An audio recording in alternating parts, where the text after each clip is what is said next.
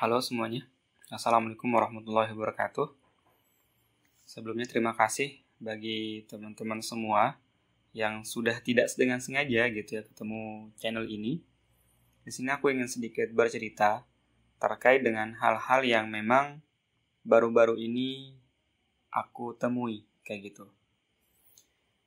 Jadi beberapa waktu lalu di hari Minggu di acara Car Free Day tempatnya, aku ketemu salah seorang teman yang mana dulu pernah sekelas di SMA.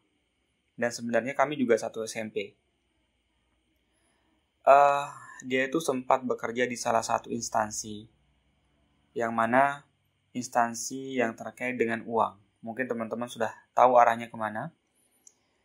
Dan kemudian dia keterima di PNS dan menjadi seorang guru. Dan alhamdulillahnya dia sudah mutasi ke daerah asal kami, yang sebelumnya ditempatkan di luar pulau. Tapi di sini aku ingin cerita di mana aku tuh kadang berpikir gini, orang-orang kayak dia adalah orang-orang yang Allah itu selamatkan gitu. Kenapa gitu? Karena aku melihat ketika dia salah arah kayak gitu ya. Maksudnya salah arah adalah ketika dia bekerja di instansi yang mungkin secara pandangan ulama itu adalah ribawi. Dan ketika itu pun Allah memberikan dia jalan untuk keluar dari situ dengan mudahnya gitu. Ya maksudnya tentu ada perjuangan untuk lolos seleksi tentunya. Tapi maksudnya ketika dia di ranah atau di jalan yang salah, Allah tuh tiba-tiba kayak narik dia gitu. Kamu jalannya salah nih gitu. Ayo dong balik gitu. Ini aku kasih rezekimu di PNS atau di ASN gitu. Kemudian dia dapatlah di PNS. Aku kadang mikir orang-orang kayak gini tuh Masya Allah gitu ya. Dia tuh diselamatkan oleh Allah dengan diberikan pengganti rezeki yang halal kayak gitu. Tapi ada juga orang yang dia itu perjuangan Masya Allah gitu.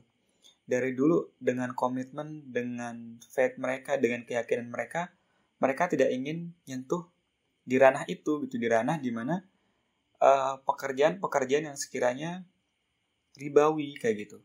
Tapi sampai sekarang mereka masih berjuang kayak gitu. Ketika mereka berusaha dengan semaksimal mungkin mencari yang halal, tapi Allah belum memberikan jalan untuk mereka gitu. Bahkan sampai sekarang. Dan itu juga kejadian sama aku. Aku sampai sekarang pun masih berjuang, buka jalan ya, mencari jalan mana yang mungkin Allah ridhoi untukku gitu. Karena sudah banyak ikhtiar yang aku lakukan, banyak usaha yang sudah aku jalankan, cuma memang tidak banyak yang berbuah hasil. Bahkan mungkin tidak ada hasilnya sama sekali. Dan sekarang pun aku masih menunggu jawaban Allah untuk memberikan aku jalan terbaik untuk segi rezekinya. Aku sudah hampir nyerah teman-teman. Terkadang juga aku iri sama teman-temanku yang seperti itu. Kalaulah misalnya kita berjuang dengan faith kita dari awal, dengan komitmen untuk tidak menyentuh suatu hal yang ribawi, kemudian Allah uji sampai sekarang, dan kemudian kita melihat teman-teman kita yang seperti itu, mereka sempat nyentuh tempat-tempat pekerjaan yang memang Allah sendiri larang gitu ya, kemudian Allah menarik dia ke jalan yang benar, itu kadang kita iri gitu ya.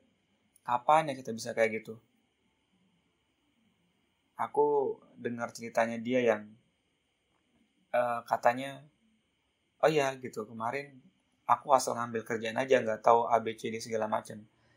Padahal sebenarnya orang-orang yang kayak gini tuh dia sebenarnya tahu gitu, cuman satu sisi mereka ya apa ya, kayak bingung gitu mau ngapain lagi, ya udah deh kerja ribawi deh gitu. Dan ini tuh banyak kejadian sama teman-temanku yang lain. Dan kalau misalnya kita ngambil contoh yang lain itu banyak juga kasus di mana orang-orang pacaran yang kemudian ketika mereka nikah dan melihat temannya yang pacaran, mereka bilang apa coba? Jangan lama-lama pacarannya itu zina tahu gitu. Padahal mereka memulai proses pernikahan mereka pun dengan pacaran kayak gitu. Cuman bedanya mereka sekarang berada di fase sudah halal sehingga mereka dengan gampang untuk menjustifikasi orang lain yang bahkan mereka sendiri lakukan di waktu yang lampau kayak gitu. Dan itu juga yang buat aku iri gitu. Kenapa ya kita yang faith-nya itu Masya Allah gitu ya, dari awal banget, dari kecil gitu ya, kita jaga dengan baik gitu ya, kita berkomitmen untuk menjadi lebih baik, yang sampai sekarang Allah itu nggak tahu kapan jawabnya gitu. Kalau kita ngelihat orang-orang yang ya Allah gitu, aku punya banyak teman yang aku kenal dari SMP bahkan sampai SMA. Mereka itu orang-orang yang maaf banget, kalau secara bahasa kasarnya mungkin berandalan dan orang nggak bener lah pembawaannya. Kalau kita bicara dari segi agama mungkin mereka nggak sholat segala macam. Aku berani bilang kayak gini karena aku tahu banget mereka seperti apa. Suatu kondisi kita bareng dan aku tahu sholat mereka seperti apa, tabiat mereka seperti apa, segala macamnya. Cuma aku tipikal orang yang tidak milih-milih teman dan berusaha untuk tidak terpengaruhi oleh orang-orang yang di sekitarku gitu ketika memang itu buruk. Nah tapi secara rezeki mereka itu Allah lancar banget. Ya mungkin kalau kita yang ngerti agama, kita mungkin bakal berpikir bahwasanya itu ya istindraj gitu. Suatu kondisi di mana Allah itu memberikan mereka kesenangan, yang padahal kesenangan itu adalah azab bagi mereka. Yang kemudian Allah berikan semua kesenangan di dunia, dan Allah sisakan siksaan di akhirat. Terkadang kalau misalnya kita berbicara seperti ini, tentu kita merasa bersyukur. Cuma sebagai manusia teman-teman, kita punya batasan sabar.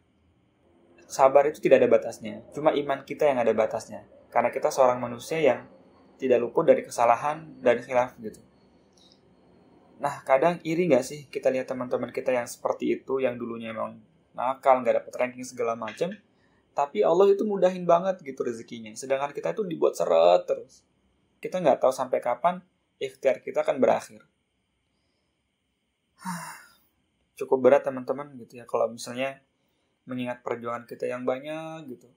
Apa yang kemudian kita korbankan, apa yang sudah kita apa saja yang sudah kehilangan dari kita gitu ya.